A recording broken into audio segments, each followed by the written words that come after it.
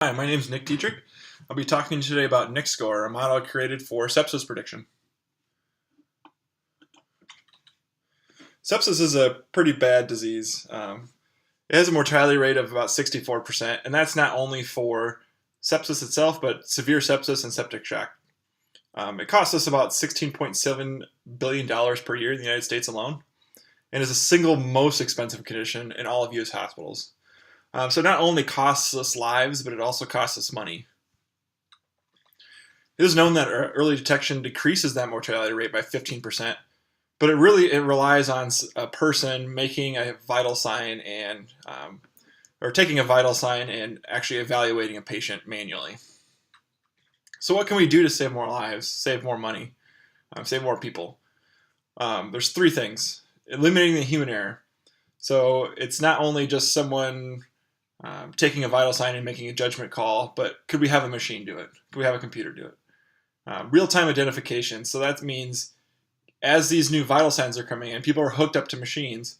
Can we actually evaluate the NickScore in real time to alert someone, similar to like a heart rate monitor or something like that?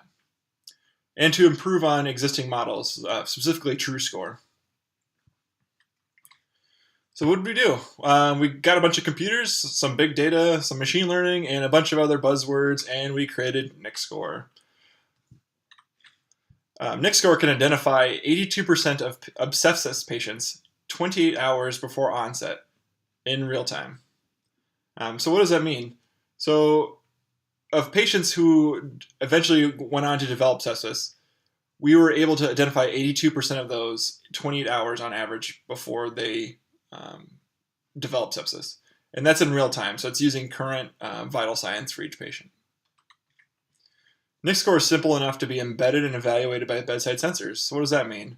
There's no fancy math, there's no fancy formulas or anything like that. Once a model is created, there's only a handful of features that need to be tracked, and it's simple enough that you could embed it into heart rate monitor, respirator, or things like that, and show it on dashboards for healthcare professionals. And as I talked about, these are the handful of features that are used by the NickScore. So a lot of these are just things that are already captured by automatic bedside sensors, like heart rate or respiratory rate or things like that. NickScore uses a patient's current vital signs, enabling real-time alerts. So what does that mean? It doesn't look at a patient historically. It only looks at what vital signs they had at that particular point in time in order to make an evaluation. So I have kind of a picture here that I borrowed from the TrueScore paper, where it kind of talks about, like, we have a septic shock onset, we have the current time, so that little box that goes up and down. We only take a snapshot of that person's vital signs at that point when we evaluate the model. So what is that? That also includes bringing forward any vital signs. So a lot of times you don't take the respiratory rate and heart rate at the same time. So when you actually evaluate a patient, you want to pull forward any previous features that may have been taken earlier. So NickScore is better than TrueScore. Well, why is that? First of all, it has a larger data set. So TrueScore was created using the MIMIC2 database. With about 16,000 patients, only 2,200 of them had sepsis. And it was really only from 2001 to 2007.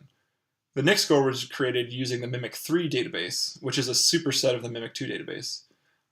It essentially almost quadrupled the number of patients and sepsis patients.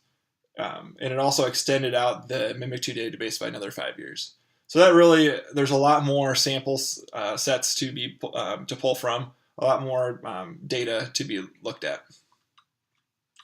It also identifies sepsis earlier. The NickScore correctly, is about 81% of patients were correctly identified 49 hours before sepsis onset. I believe that the TrueScore model was only accurate up to 28 hours before onset. And the NickScore was developed to identify sepsis. The TrueScore model is only really supposed to identify septic shock, so it kind of has another play there. Better metric performance. So the NickScore has a higher average AUC, area under curve. So the NickScore scored an average AUC of 0.84. I believe the true score was 0.83, so it was barely edged out the true score there, but it did perform on average about the same as the true score. So what's next for NickScore? Well, first of all, more features. So I showed you the handful of features earlier. There's a lot more vital signs, charts, things like that that are in the Mimic database that could be evaluated and incorporated into the NickScore. Refining model index time. So the NickScore was created using some data that we learned from the TrueScore model, specifically the 28-hour index time, performed the best for TrueScore. So we used that in order to create the NickScore. So there could be more model time or more index times that could be evaluated when creating the model. Evaluating additional learners. So not only the logistic regression that was used for the NickScore, but also evaluating things like random forests or linear regression or other things like that to find the best learner for NickScore. And there you have it. Thank you very much.